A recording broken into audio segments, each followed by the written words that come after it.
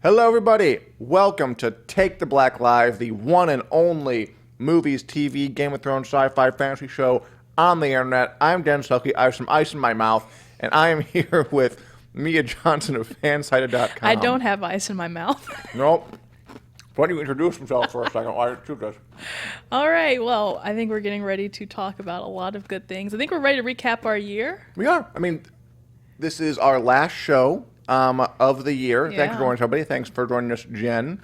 Everybody else who's watching us right now. Basically, I thought for the final show of the year, because we're going to be off for Christmas and New Year's, which literally the next two Wednesdays are Christmas Day Yeah. and New Year's Day. So we'll be gone, sorry.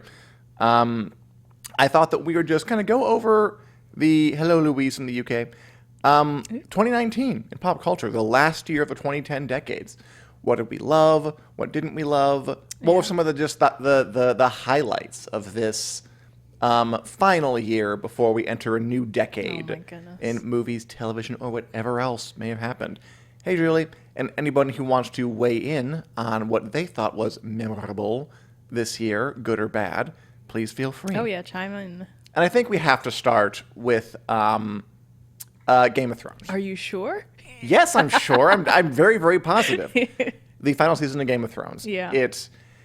It was hugely hyped, as I think only a show in this era of rabid internet discourse can be hyped, almost. It came. We all watched it. We all had feelings. There was a giant backlash. There was people defending it. Now it's over. It's kind of in the rearview mirror for a bit. I think we'll be thinking about it for a long time.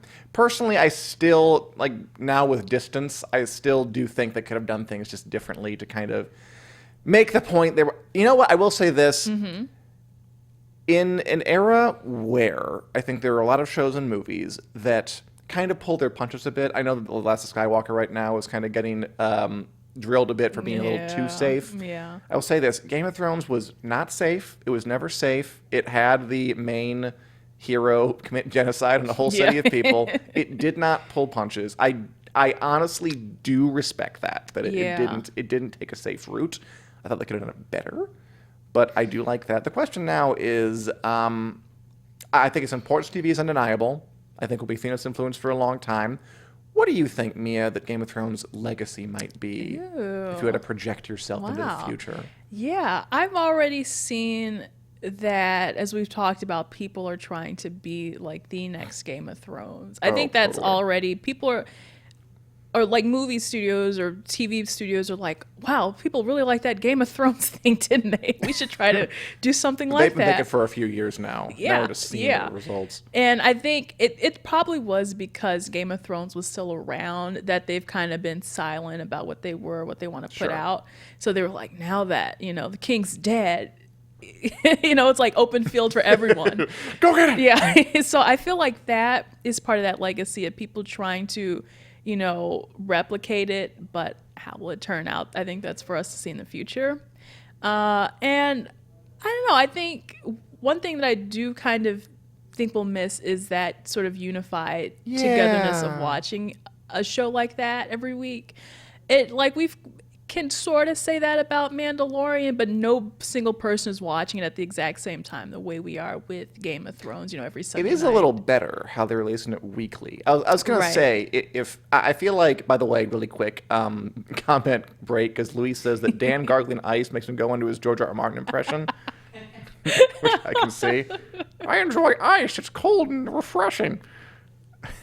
Oof. And Christine says The Witcher could be interesting, which it could. Oh, yeah. And Louise says, kind of love the hype more than the last series, missing the build up to each season and how we waited for each tease, missing that big time. Yeah. It is missing. Yeah. I was going to say, right now, the end of this year, I feel like we finally saw the first crop of post-Game of Thrones shows. The Mandalorian was one of them. Watchmen was one of them. I think The Witcher is going to be one of them when it comes out in a couple of days. And I wish I could say what I wanted to say about it because I've seen it a bunch of it and I want to say it so badly, but the embargo doesn't come out until 2 days. I think if anything kind of, like you kind of said, capitalized on a giant audience like Game of Thrones did, The Mandalorian came closest. Yeah. But, I mean, you're right. It's still not the same. Yeah, it's not the same. And yeah, was this Louise was saying, talking about the build up. There is something special about, kind of like when you're celebrating Christmas. It's like, it's sort of like Christmas Day, but it really is like about the build up, like watching the interviews, watching the teasers, watching all those previews and looking up spoilers and all that stuff. That is really fun. I mean, not necessarily unique to Game of Thrones' legacy, but I think it is something shared. The that, widespreadness was a little unique. Yeah, yeah. You see that like Facebook had like a Game of Thrones holiday party, and it was like this giant elaborate, like Facebook, this giant elaborate thing with like feasts and prop swords and like green screen go up the wall. It just happened like last week. And it'll be interesting now to see when House of the Dragon comes out, if it comes out. Well, I don't want to say anything for sure. Yeah. They ordered a series. Now the next Game of Thrones show will just kind of be competing with all these other Game of Thrones follow-ups. Yeah, yeah. It's definitely competing with that. It's competing with itself in a way. Definitely. And yeah, I really can't. So nervous. Yeah, I can't foresee if it's gonna catch on the way that it did with Game of Thrones. I know we've talked about this a couple times, but I'm just like, to me, it's a toss-up. But it might, you know what? It might be sort of in the way where, with like Harry Potter, obviously Harry Potter is done and over with the main series, but I hope it's not like Harry Potter. Well, yeah, that's the thing, though. It's like there's this resurgence with Fantastic Beasts, but let's be frank about Fantastic Beasts. Not the best Harry Potter movie, not the best movie ever. So it really is. I don't know. I really don't know what to say for sure. Yeah. As Julie said, she might think it was the hype that led to a lot of disappointment. Our expectations were perhaps too high. I do agree with that. I mean, at some point, nothing can the expectations were sky high. Yeah. I personally, I do think the show just didn't quite deliver what it needed to. Exactly. Yeah. I think it could have turned those expectations into. Then again, I'm not sure we've really seen like something that has that high expectations and really that delivers. Also makes everyone, or at least most of the people, just elated. I think the closest thing that even can have that high expectations is Star Wars. And as we're seeing already, we're talking about this on Wednesday, the Rise of Skywalker reviews are divided at best. They are, yeah. So it's going to be so much fun. I know. And Christine, you just asked, what do you mean if?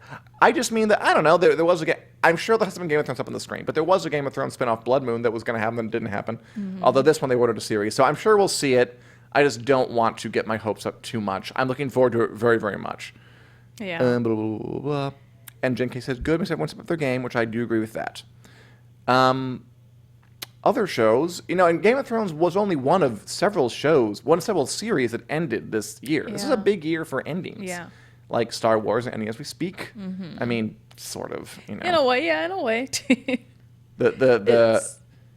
I'm just going to say it right now. I want to say this because I don't feel like the entire idea of the Skywalker saga, of there being 9 movies, is a blatant, shameless retcon.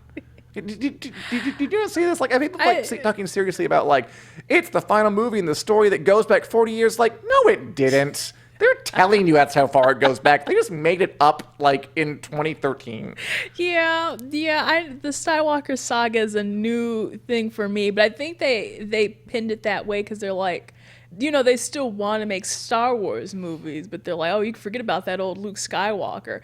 Even kind of like how we're seeing with The Mandalorian, it's like, I feel like you can't have any sort of Star Wars property without kind of mentioning the things that happened either way in the original movies. Like, it's all going to revolve around the Empire or the First Order. And guess what? Luke took down the Empire. Guess what? Rey, or I assume, is going to take down the First Order. So it's all going to be connected. Yes. But they're just it might be just like that pretty bow where it's like, oh yeah, we're finishing it. It's going to be fun, and you're never going to hear about these people ever again. That's a lie. I know I'm going to hear about them. You're not going to give them up. It feels a little PR spin to me. Yeah. But so that's ending. Obviously huge. Also big things. Veep ended, which was a very trailblazing comedy on HBO. Yeah. The Good Place is ending. Vikings, Vikings has been around for a long time. That was kind of like the post-first Game of Thrones. It wasn't fantasy, but it had all the rest of it, like the medieval times, the politicking, the kind of the battles and everything. Yeah, that was a sneaky one. It's sneaky. It also, very big following, though. BoJack Horseman is ending, which is a personal favorite show of mine on Netflix. I've been watching it more recently, and I think now it's almost over, I think it might be one of the best of the decade after it's all complete. So we're seeing the end of a lot of stuff, but I think there's a lot of good stuff. I think this kind of decade of TV pushed it into new areas, and we're already seeing like the next generation of great shows that are kind of getting up to speed. Yeah. Stuff like Succession is hitting its stride about now. I'm enjoying Barry a lot. People talk about Fleabag, but they can't shut up about it. They love that Really? thing. Have you watched it? No, I know about the hot priest thing, so I think that that pretty much seals the deal. And I like Andrew Scott, so Mrs. Maisel is a big hit. Yeah. Stranger Things, of course, Yeah. has been kind of. I mean, Stranger Things has been on for only 3 seasons, but like 4 years or like 5 years. Yeah. The Crown's big, so we're getting a lot of new stuff around the corner that started. And The Mandalorian, of course. I think The Mandalorian is kind of the place where I would like to see post Game of Thrones shows go. Yeah. I think that's done the best job of taking like, okay, so Game of Thrones raised the bar in this way, and it told us we can have more production value in our TV. We can have more money in our TV. We can have like grander ambition in our TV. Yeah. But did something a little bit different with it. Like I'm watching His Dark Materials and You're still other hanging in there. show. It's only one episode left. Oh, good. And it just hasn't really kind of connected because it's kind of still doing Game of Thrones-y things, but The Mandalorian is its own show. Yeah, it definitely feels unique, and Yeah, even though it's in the Star Wars universe. Right, exactly. That's why I will say it is one of those where it's like it is in the Star Wars universe, but this one does kind of feel like uniquely separate from what they would call the Skywalker saga. So I guess they are making strides in that sort of way. And it's different because it's structurally different. Like it's got standalones, it's got shorter episodes. It's taken the good things about this kind of peak TV action era and added its own stuff without being too slavishly devoted to it. Exactly. Julie Davis says, looking forward to Outlander. I gotta get into Outlander. And loving Britannia. Britannia is a show that I don't think a lot of people are watching, but it's kind of in that Vikings, Last Kingdom, I see, medievally drama mold, which I should. Louise loves Fleabag. I'm watching season 1 now. I'm getting through it. And Jen Casey, really quick, asked, anyone hear about the Red Woman from GOT could be a runner-up to be in the prequel since she is hundreds of years old? Melisandre, it is true, could be in House of the Dragon because Melisandre is 400 years old. Oh, wow. I'm surprised I didn't know. Yeah. Well, it would be good to see a familiar face, I'm sure. If anything. Or not. I guess she's small enough that, let me put it this way. If Luke Skywalker showed up in The Mandalorian, I'd be like, get out of there. Stop trying to I was annoyed when they went to Tatooine. Yeah. Just don't really? Not do even the as fan a service fun thing. But maybe it's Maybe it's a fun cameo. Okay. But not a serious part of the story. Yeah, I think more so, yeah. It's better if it's its own thing. I see. And I wouldn't want a Game of Thrones prequel to lean too heavily on what happened before, or in this case, after. I see, yeah. I don't think they would, because Melisandre's not a giant character, so I'm sure she could breeze through and be fine. Just don't have it all in your face like that. Don't shackle yourself too much. I think that's part of the problem with the Star Wars prequels. Sequels are to me is that they're kind of they're very tied to the older movies. They are. I will say even the prequels. I sent my brother a Snapchat because I was watching I think the episode 3. And Natalie Portman, who plays Queen Amidala, had these Princess Leia buns in our hair. And I Snapchatted my brothers, as you can see, George Lucas did this choice because he thinks we're all idiots. And we wouldn't be able to catch on to the fact that that's her mother. So, yeah. All right. Another giant thing that happened, another ending was... Another ending that's not really an ending is Avengers Endgame. Ended... kind of the Infinity story Saga, of the Infinity Saga. Yeah. Now, when does that start officially? With what Marvel movie does the Infinity Saga start? It starts day 1 with Iron Man. Day 1? Okay, yeah. So this is, I guess it is. So 2008, Iron Man ends with Infinity... Or Endgame, technically, yeah. In 2019. Yeah. Is that the story we're going with? Yeah, that's it. The span of 20-something odd movies. That's 11 years. Yeah, that's 20 movies. That's a big deal. Commitment. Mia, you're a giant fan. Did this live up to the enormous build-up? You know what? I have seen it split. I will answer personally that I enjoyed Endgame, and like when I saw it, I had no problems with it. It kind of, to me, yeah, there might be some nitpicky things, but I think the way that they it was really all about like putting the old heroes to rest. Yes. And saying, okay, now we're going to move on to do something new. We've kind of, because it's kind of like ever changing anyway. Like Spider-Man was introduced kind of really midway. Ant-Man was midway. Yeah. Then there's Black Panther. So like you're going to get new stuff, but we're going to ease you into it with all these old heroes too. So I think it wrapped it up quite nicely. They still kind of can't let go. Like Thor is going to come back for a 4th movie, which I'm really excited about. The Black Panther, not Yeah. Black Panther, Black Widow. Yeah, I totally forgot about that. It's like they are sort of, I think they're still kind of like, well, we can't really let go, but mostly I think out of fan service. Black Widow for sure, because everyone has been asking for a movie for her. Sure. And then the Thor, because I honestly think Taika Waititi deserves a second chance. By the way, really quick break for a second chance. You kidding?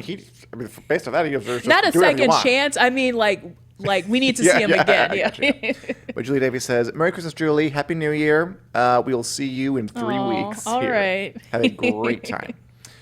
Let's see. North of the Wall, Polar Bear was kind of like. Yeah. I mean, as someone who kind of, let me ask you this: like we were talking about earlier about, can these things live up to like the rapturous hype, like Game of Thrones, Rise of Yeah. Skywalker? There was a lot of hype for Endgame. There was, yeah. Did it finish it in like a?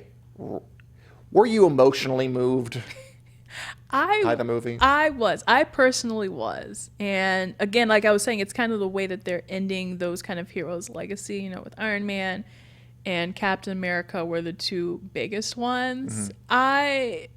And all the comments and negativity are flooding in my head as I think about it. But I personally did not have a problem. I'm like, just let the man retire, let the guy die, just let it happen, move on with it. And I think people do, as they all have their own ideas about what they want to happen.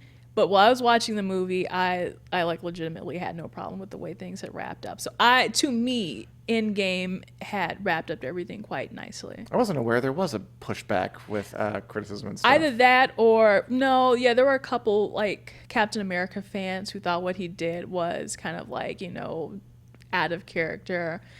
Some people hated that Natasha or Black Widow was the one who was sacrificed. So everybody like it was more so for Hawkeye.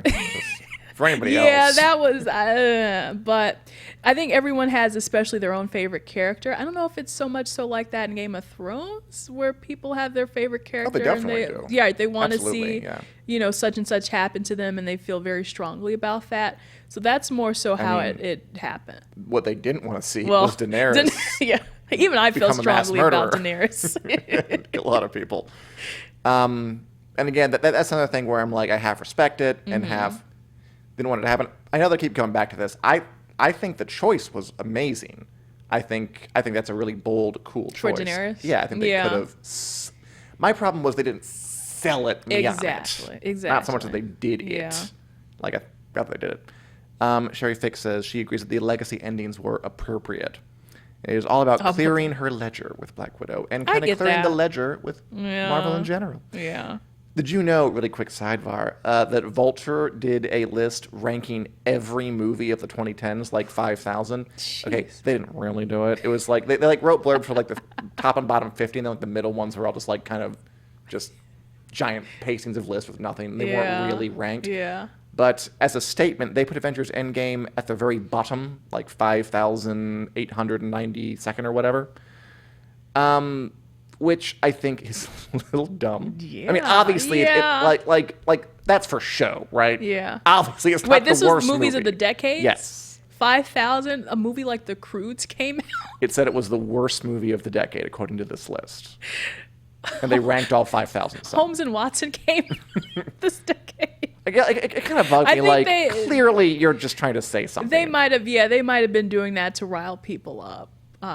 It kind of, a little bit of a secret into the process of the fan site at 250 is that also kind of, it's like when we're voting, we're like, ooh, what are fans gonna like if we put Minecraft and Fortnite next to one another? Is that gonna get fans like riled up? It's just something to, but I do think putting Avengers Endgame at the very bottom is like a, come on, man.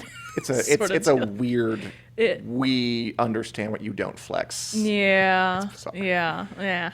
Speaking of superheroes, though, I think that this was also the year that a lot of like superhero counter programming came on. Like we had Watchmen, Joker, and The Boys on Amazon. Even they were all kind of, can I say, Marvel's very bright and fun. Yeah. But we're gonna get dark. We're going to do Joker, which is a nihilistic movie, and make a bigger story about that. Hugely profitable too. Oh yeah. Watchmen was a huge hit with critics, and again, did the kind of underplay superhero thing. Like they're heroes, but also they have a lot of problems, right. And maybe they are the ones who need to be stopped at the end. Yeah. I didn't watch The Boys, but apparently it was violent too. I predict, my prediction is, we're going to see more of that. Yeah. As superhero movies aren't going anywhere, but I think the tone's going to change a bit as people kind of look for other ways to enjoy superhero movies. And I think it is kind of like they're kind of selling you this other side or this other idea, like, aren't you tired of superheroes? Yeah. It's kind of like a meta thing where it's like in our reality and within the reality of the show, it's like, so many superheroes, I'm getting tired of them, and maybe they're corrupt or maybe they're not what you think they are. So what if we showed you this other way? And if it's, executed right, like with Watchmen, or like if you want to say with Joker, then it's like, oh wow, yeah, that really got me to think about our heroes. And I wouldn't say Joker is a hero. That's a completely different thing. But it does put a spin on, like how you see things. And I do think DC is really trying to go into that edgier sort of, like, okay, Marvel isn't going to put out an R-rated movie, so why don't we just do it? Why don't we do more of, like origins about, who knows, Penguin? And they finally found a way to make it work. Yeah, a little bit. So. Yeah. Suicide Squad 2 should be coming out. Birds of Prey is going to be rated R, so we're going to have all those like different takes on the superhero genre. The irony is that like the counter programming is still more superheroes. It's just different kinds of superheroes. Like we're not getting away from that. Yeah. It's just going to be a little bit different of a way. Yeah. And I can't forget, Sherry points out, there's also the CW crisis going on. There's a whole world of CW apparently talking about. Yeah. Which I haven't watched. Just there's so much to watch. Yeah, there's a lot. It's exciting I know that's to huge. see what's going on. Folk loves that. She also recommends The Boys, so I will try and check that out, or Louise does. Really quick, I think this is the year that Disney went all in on their animated remakes between Aladdin, The Lion King, Dumbo, Lady and the Tramp. Yeah. They're here to stay. They're making a lot of money. Not going nowhere. And I hope you like taking your kids to the things you enjoyed when you were a child. Only now it's a little bit worse and a little less magical. Yeah. I was joking. This is sort of on topic. I was joking with my dad the other night. And we were talking about like how we're going to see Star Wars. And it's like, oh, well, we already saw Frozen together. And I was like, man, in the future, we're going to have like this communist society where it's like you can only pick between the two Disney movies. Oh, that we've been allowed I fear to that see. at night. I'm up at nights being terrified of that. It's either, sci-fi Disney movie or princess Disney movie. This is our society. But, I mean, that's pretty much how it feels like because Disney, I think, had like $6 billion movies this year. Yeah. Between Captain Marvel, Endgame, Frozen 2 just reached $1 billion. Aladdin, Lion King. Yeah, Lion King. It's like I think Toy Story crossed $1 billion too. So it's like one movie studio really dominating. And I think they are the empire. I think I really only like made it out to see movies this year for Disney. And I was like, oh boy. I know. And it crushes me, but also I get it. Just again, it's one of those things where even if I shouldn't, I can't not be put off by. I can't not. Yeah, that's the hard part. There's an instinct, I think is a good instinct, to just be a little bit wary of there being too much power in one place. Yeah. Even if they're doing a good job, I don't think you should keep your eye off that. Exactly. Because the second they have, in theory, the second you have no other choice, that's when the worm turns, and that's when they gouge you, or that's when the quality goes down because they know they can afford to make it go down, or not, or it'll be wonderful and let's embrace monarchy or whatever. But I think it pays to be a little wary. It makes me, I'm like, I know they have those sort of restrictions, like in China, God forbid, like North Korea, where it's like North you can Korea. only What the hell see. is watching North Korea? It's like where you get like your media, what you see is tailored. It's censored or whatever. So it's like you only get 2 Disney movies. You better enjoy them. But I mean, I enjoy Disney movies anyway, so Oh, no, that's the future. I do too. I just feel a little bad about it. So that's part of the future. Yeah. That was kind of our last section here. Mulan is coming to next year. Mulan. I thought there See, were that one looks pretty good to me. It's interesting. Like, that looks different it's enough. a divergent from, because the other one was kind of like a half musical or whatever. Yeah. This one seems really serious. So Like, it doesn't just look like, let's do the exact same Yeah. thing, Yeah. but it's live action. Yeah. Which, like, they could do because it's just people.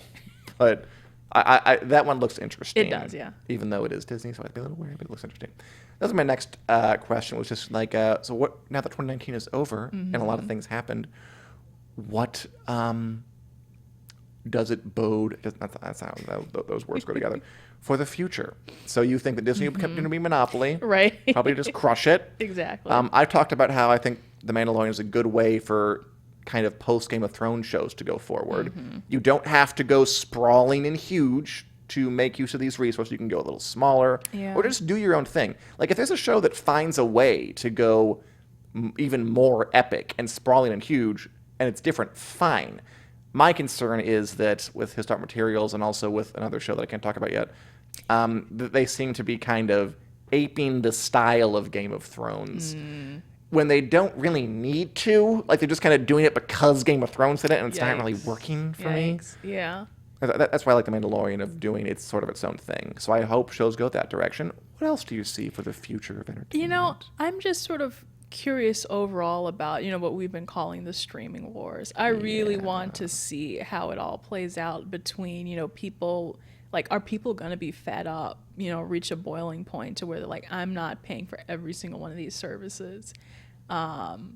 Between, like, again, I can still see Netflix being solidified, Disney being solidified.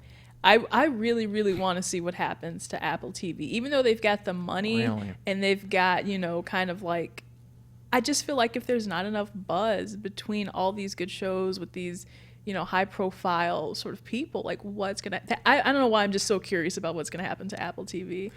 They are in a unique position because they're one that's not getting buzzed about, but they are one that has enough money to keep going as long as they want. And they got the Golden Globe nominations, like Morning Show, which was kind of interesting. So it's like, okay, who do they pay? Like, that was my question when I saw that. Like, Yeah. you're nominating the Morning Show for all of these things? Really? Yeah. Like, people were very divided on that. Who did you pay? So I am just really kind of interested. And I mean, Apple in their own way is just a powerhouse altogether. Yeah. So it's like, they can do whatever they want, whenever they want. I have some thoughts. I want to take a quick comment break here because some of these are too good enough to go pass up. Sherry thinks that remakes tend to reflect change in society and can't wait to see a new remake with a orange dictator. We'll just leave there. And points to each of us has their niches. And I will read Jen Casey's comment about her theory in a minute, maybe end with that. But about more Apple TV stuff. Yeah. I've had this kind of thought that, I've been wondering about the post-Game of Thrones kind of streaming wars and like how people are going to use these bigger shows to compete. Like, Apple has a show called C that like 8 people watch, which cost like $1 jillion about Jason Momoa being a blind man and like a post-apocalyptic, I don't know, like wilderness area. It's all epic and stuff.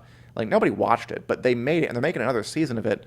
Like, these services like Apple and Amazon, which is making the Lord of the Rings show, Wheel of Time show, like, even if those shows don't return a profit, like, they can keep making them because they have all this money, and it might, like, prolong this post-Game of Thrones battle period longer than it would if they actually had to trade on their successes. Yeah. And to me, it might be like they're putting up a front of some sorts, kind of like, oh yeah, look at all this good stuff we have. But it's like, but who are you flashing this around for? It's okay to accept defeat. You don't have to continue, please. So it's like, we have all this money, we got to put it. We might as well build a giant set the size of Cincinnati. We got to do something with it. I think there will be a bubble bursting, but again, it's where I think that like it might not come as soon as it should because there's all this high-powered money involved and all this momentum Too involved. much pride. That's what it is. I'm not sure it's like pride. It's just like when the bureaucracy is that big, the wheels take a while to stop turning. That's like once true. they're going, like you can't stop it because it's just that huge. And even though like the smart thing to do to be like make a hairpin turn and pivot, but like when the vehicle's that big and the wheels are that big, you can't do that. It's not, I love the metaphor I have going. This whole wheel thing. It's really Okay, great. I would love to see a whole written piece on that. Excellent. Any other thoughts about the future of entertainment? Oh man, Based on what happened in 2019? I don't know. I'm just, I guess there's a lot of optimism here to see where we go, how streaming evolves and continues, how movies evolve and continue. Like Netflix is running their movies in theaters, so they can get like Oscar, consideration. So that also reminds me, I know we're moving on, but it does remind me of how my dad was talking about how back in the day movie studios wanted to open their own like studio so they can strictly run their own That's films. Called vertical integration. Yeah, that's illegal. Yeah, that's illegal. So that's what I'm kind of wondering. Like, how can Netflix get by with this? They bought like the Paris Theater in New York. So that's what I'm also wondering. How is that gonna play out? The Supreme Court is going to reconsider a decree made back like decades ago that kept Disney from buying their own theaters. So yeah, that should be a little concerning because the reason they didn't want that to happen is because if a movie studio owns the theater, they can just like, we're not going to show other kinds of movies here. It's just not going to happen. And they can like charge more. It really kept competition down, and that's why the government had to step in. That's what could happen. That's why I get nervous when I see Disney doing so incredibly well. Would I be interested to see what a Disney theater looks like? Yes. Do I want to see it now? All right. Okay. Let's read some comments here because some come up before we wrap up. I think Jen had a rather lengthy Game of Thrones theory to read. I had liked the theory of the Red Woman and Gendry make Lightbringer for Jon, and it all played out that way to kill the KK. The Night King? I don't know. Because I didn't want to see Brandon live. Jen. And Jaime killed Cersei, and he ended up in the Night's Watch, and Tyrion killed Bronn. Sansa, raised Jon's child to come of age. I wanted that ending. It made more sense. That is an elaborate ending. It is. And I will think about it. I'll dream about it tonight, and I'll tell you how it goes. Louise, it's Happy Christmas. In a new decade, who knows where the next big thing will come from. They need to find something new and not keep attempting dragons. I could agree with that for Game of Thrones. Yeah. That's part of what, I'm very conflicted about the Game of Thrones follow-up. Because on one way, it's the one I wanted. It is. I think it's the best story. Out as Fantastic Beasts. I don't. That's depressing. Let's go on. That's still happening, right? Oh yeah, Fantastic Beasts 3. There's going to be a bunch. Get ready in the new year. As Isabel says, that show sounds weird, and I love Momoa. Yeah, that show does sound weird. I know one person who's watched it. Have you watched it? No, I don't want to. Okay. I like Jason Momoa. It's just it has no appeal. He's working. That's nice. Yeah, it's an odd choice. I mean, it's another one that I kind of have some Oh, here's another thing that's going to happen with these big streaming things. They're going to give this money, and I've already seen this started to happen with some shows that I can't talk about yet, to people who are going to spend it and make these like big lavish productions, and their